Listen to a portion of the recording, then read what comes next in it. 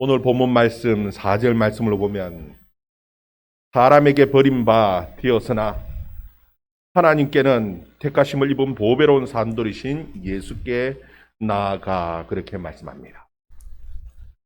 사람에게 버림바 되었다 하는 이 말은 사람들이 그 예수님을 별로 가치 있게 생각하지도 인정하지도 않는다라는 뜻입니다. 예수님 당시에 유대인들은 예수님을 별로 가치 있게 생각하지 않았습니다. 예수님은 학벌이 좋은 것도 아닙니다. 예수님은 돈이 많은 부자도 아니었습니다. 뛰어난 정치 수완이 좋은 정치인도 아니었습니다. 그뿐만이 아니라 예수님의 외모를 봐도 특별히 잘생긴 외모도 아닙니다. 흠모할 만한 것이 없는 분이 바로 우리 예수님이었습니다. 그래서 사람들은 그 예수님을 업신여기고 멸시했습니다. 예수님이 말씀하시는 그 말씀에는 권세가 있습니다. 그리고 예수님께서는 수많은 권능을 행하셨습니다. 병자를 고치시고 죽은 자를 살리시며 그 물을 포도주로 오병이어를 가지고 5,000명을 먹이시는 놀라운 하나님의 역사들을 나타내 보이셨습니다. 그럼에도 불구하고 사람들은 그것을 예수님의 능력으로 받아들이지를 못하는 겁니다. 인정하지를 않습니다. 귀신이 들려서 귀신의 힘을 가지고 저렇게 행한다. 혹은 죽은 선지자의 영이 그에게 뒤집어 씌워져서 그렇게 한다. 그런 말을 하면서 업신여기고 멸시했습니다. 그리고 조롱했습니다. 심지어는 예수님의 얼굴에 침을 뱉고 채찍으로 때리고 결국은 십자가에 못 박기까지 했었습니다. 사람들은 예수님을 버려버렸습니다.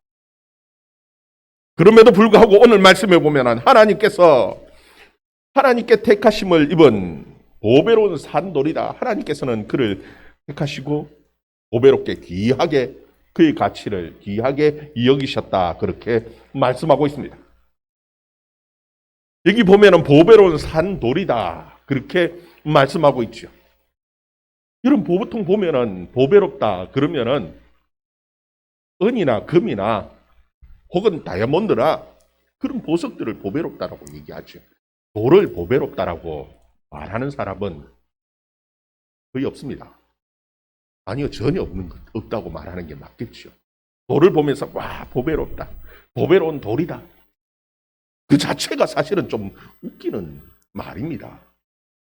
근데 오늘 말씀에 보면은 보배로운 산돌, 보배로운 돌이라는 겁니다. 그런데 그것도 그냥 돌이 아니라 보배로운 산돌이다라고 베드로 사도는 예수님을 우리에게 그렇게 소개하고 있습니다. 보배로운 금도 아니고 보배로운 은도 아니고 왜 베드로 사도는 우리에게 예수님을 보배로운 산돌이다라고 소개하고 있을까요? 여러분 돌이라고 그것도 산돌이라고 그것도 그냥 산돌이 아니라 보배로운 산돌이라고 그렇게 소개하는 데는 그만한 중요한 이유가 있습니다. 왜 그러냐 하면은 이 돌은 건물을 건축하는 데 중요한 건축 자재가 되어지기 때문에 그렇습니다. 여러분 세상에는 중요한 건물들이 집들이 참 많이 있습니다. 주택이 중요하지요. 우리의 비바람을 막아줄 뿐만 아니라 추위를 막아줄 뿐만 아니라 우리의 생명을 위협하는 도적으로부터 우리의 재산과 생명을 지켜주고 보호해주기 때문에 집은, 주택은 너무나 중요합니다. 그런데 집만 중요한 것이 아니라 또 보면은 그 외에도 아주 중요한 건물들, 주택들, 집이 너무너무 많습니다. 학교도 그렇고 병원도 중요하지요. 그리고 우리가 일할 수 있는 공장 또한 중요합니다. 우리 주위에는 중요한 집들이 너무나 많습니다. 그런데 사실은 그 집들보다 더 중요한 것이 무엇이냐 하면 사람입니다. 거기에 있는 사람이 사실은 더 중요한 겁니다. 학교 건물을 잘 지었는데 거기에 학생들과 교사가 없다라면 그 건물은 아무 소용이 없는 건물입니다. 공장을 잘 지어 놓았는데 거기에 공장에서 일하는 사람이 없다라면 그 공장은 쓸모없지요. 가치가 없습니다. 병원을 잘 지어 놓았는데 거기에 환자도 없고 의사도 없다라면 그 병원은 병원으로서의 가치가 없습니다. 쓸모가 없는 것이 그 건물이 되어져 버리는 겁니다. 그래서 집을 잘 짓는 것도 중요한데 사실은 그 집에 누가 있느냐가 사실은 더 중요한 거예요. 오늘 말씀에 보면은 하나님께서는 예수님을 아주 보배로운 돌로 건물을 만드시기를 원하시고 계신다라는 겁니다. 그것도 그냥 돌이 아니라 산돌로 하나의 아주 좁은 중요한 집을 만들기를 원하신다라는 거예요. 근데 그 집이 보배로운 이유가 있습니다. 아주 중요한 이유가 무엇이냐면은 그곳에 하나님이 임하시기 때문에 그렇습니다. 그리고 하나님께서 그곳에 임하셔서 우리를 만나 주시고 우리에게 축복을 주시는 그 놀라운 집을 하나님께서는 건축하기를 원하시고 계신다는 것이. 그래서 그 집은 보배로운 집입니다. 왜? 그곳에 그냥 사람이 아니라 하나님께서 그곳에 임재하시고 그리고 그곳에서 우리를 만나 주시고 그곳에서 우리에게 온갖 좋은 모든 하나님의 축복이 그 집을 통해서 우리에게 임하고 주시기 때문에 그 집이 보배롭고 중요한 집이라고 말씀하고 계시는 것이에요. 여러분, 그 집이 무엇입니까? 바로 성전입니다. 하나님께서는 이 예수를 통해서 놀라운 하나님의 성전을 만들겠다고 말씀하고 계신 것입니다. 구약 성경을 보면은 하나님께서 출애굽한 이스라엘 백성들에게 가장 먼저 지으라고 하시는 집은 다른 것이 아니었습니다. 성전이었습니다. 하나님께서는 이스라엘 백성들에게 성전을 짓게 하셨습니다. 그리고 솔로몬을 통해서 또 큰 화려한 성전도 짓기도 하셨죠. 그 솔로몬의 성전이 무너지자 포로에서 돌아온 그 유다 백성들에게 스룹바벨을 통해서 그리고 제사장 여호수아에게 또 성전을 짓게 하셨습니다. 왜 하나님께서는 성전을 짓게 하셨습니까? 그만큼 성전이 중요하기 때문에. 근데 오늘날 보면은 그 구약 성전에 같은 그런 성전은 이미 사라지고 없습니다. 그렇지만 여전히 우리에게 짓기를 원하시는 성전이 있습니다.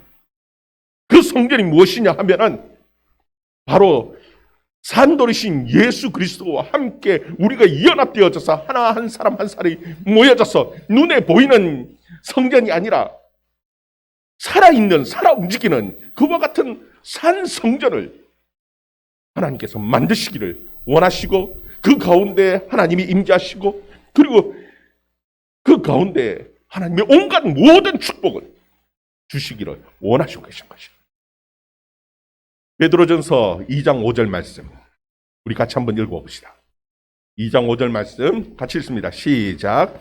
너희도 산 돌같이 신령한 집으로 세워지고 예수 그리스도로 말미암아 하나님이 기쁘게 받으실 신령한 제사를 드릴 거룩한 제사장이 될지니라. 아멘. 옛날에는 고정적인 건물을 성전으로 지었습니다. 그리고 하나님께서 그곳에 찾아와 주시고 인간에게 축복을 주셨습니다. 예수님이 오신 이후에는 성전에 엄청난 큰 변화가 생겼습니다. 그냥 건물이 아니라 살아있는 성전, 살아있는 집을 새롭게 만드신 것이죠. 여기서 중요한 것은 살아있는 산 돌로 만들어진 집이라는 것. 여러분, 산돌이라는 것은 그만큼 건축 재료가 중요하다는 겁니다. 한 사람 한 사람이 살아있는 사람이 되어야 돼요. 교회 구성원이 죽은 사람이면은, 죽은 영혼이면은 산 성전을 지을 수 없는 겁니다. 여러분들이 한 사람 한 사람이 살아있는 것이, 이것이 너무너무 중요해요. 그럼 어떻게 산돌이 되어집니까? 우리 한 사람 한 사람이 어떻게 산돌이 되어져서 하나님의 성전을 세울 수 있습니까? 여러분, 살아있는 하나님의 말씀이 우리 가운데 임할 때 우리의 영혼은 살아나고 우리의 삶은 살아나고 산돌로서 하나님의 성전이 만들어질 수 있습니다. 여러분, 66권 성경 똑같은 성경이죠. 여러분, 제가 가지고 있는 성경이나 여러분이 가지고 있는 성경이나 그 내용은 똑같습니다. 그런데 이 말씀이 어떻게 살아있는 말씀으로 내게 다가옵니까?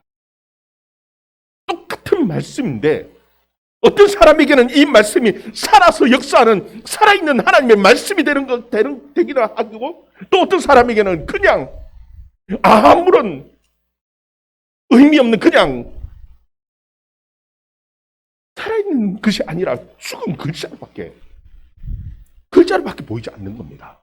어떻게 이것이 살아있는 하나님의 말씀으로 우리 가운데에 우리의 심령을 바꾸는 살리는 그런 역사하는 산 말씀이 되어줄 수 있습니까? 여러분, 우리에게 환난과 고난이 어려움이 찾아올 때 우리가 이 말씀에 전적으로 말씀을 붙들고 믿고 이 말씀에 헌신할 때 이 말씀 한 절 한 절은 우리 가운데 살아있는 말씀으로 역사.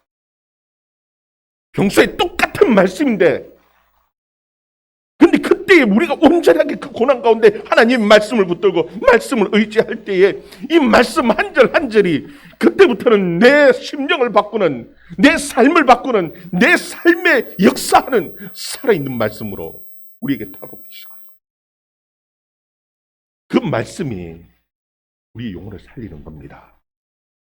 여러분, 그 때문에 고난은 우리에게 유익한 겁니다. 평소에는 잘 모릅니다. 평소에는 우리의 믿음이 잘 몰라요. 그런데 어려움이, 고난이 올 때에 그때는 우리의 믿음이 드러나는 거예요. 그때 정말 이 말씀을 믿음으로 붙들 수 있기를 주의 이름으로 축원합니다. 이 말씀이 지속적으로 우리에게 주어질 때는요, 우리에게 신뢰가 생깁니다. 그전까지는 목회자도 별로 신뢰가 안 가고, 교회도 신뢰가 안 가고, 예배도 신뢰가 안 가고, 의심도 생기던 것이야. 살아있는 말씀이 지속적으로 우리에게 임해지면요, 그때는 신뢰가 생깁니다. 교회 역사하시는 하나님의,